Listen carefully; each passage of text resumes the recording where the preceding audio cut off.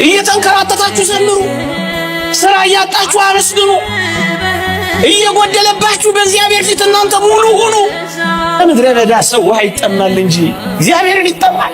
ወገኖቼ ለእግዚአብሔር ሰዎች መንከራተቶች፣ ምድረ በዳዎች፣ ውሃ የሌለባቸው አሸዋ የሞሉ ስፍራዎች የምስጋና ሸለቆች ሆነው ነው የሚያልፉት። ወገኖቼ ምድረ በዳዎቻችን የችግርና የመከራ ጊዜዎቻችን የበለጠ እግዚአብሔርን የምናውቅባቸው ቦታዎች፣ የምናውቅባቸው ረድኤተ እግዚአብሔርን የምንጣጥመባቸው መለኮታዊ ጥበቃውን የምንማርባቸው ጊዜያት እንደሆኑ አታውቁም?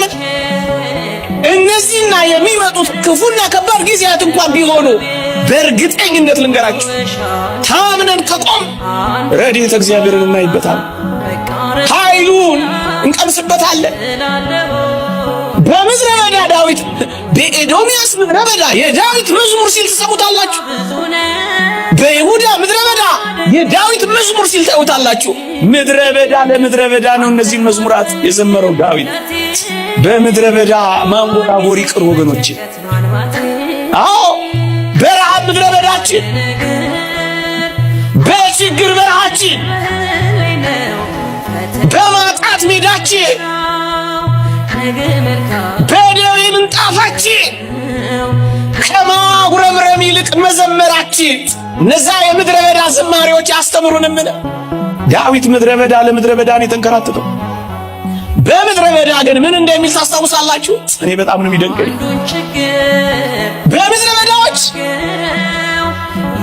ነፍሴ አንተን ተጠማች ብሎ እኮ ነው የሚዘምረው። በምድረ በዳ ሰው ውሃ ይጠማል እንጂ እግዚአብሔርን ይጠማል። አዎ የእግዚአብሔር ሰዎች በመከራቸው መካከል፣ በችግሮቻቸው መካከል እግዚአብሔርን ይጠሙታል፣ እግዚአብሔርን ያጣጥሙታል፣ እግዚአብሔርን ያውቁበታል፣ እግዚአብሔርን ይቀምሱበታል፣ ወደ እግዚአብሔር ከፍ ይሉበታል፣ ጥበቃውን ያዩበታል፣ ከረድኤቱ ጋር ይገናኙበታል።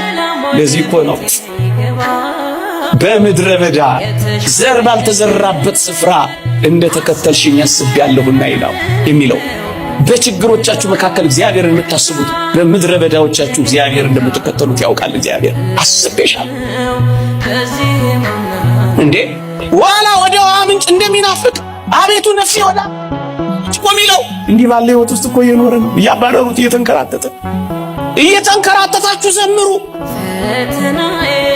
ስራ እያጣችሁ አመስግኑ። እየጎደለባችሁ በእግዚአብሔር ፊት እናንተ ሙሉ ሁኑ። እንደሱ ነው የሚሆነው ክርስቲያን።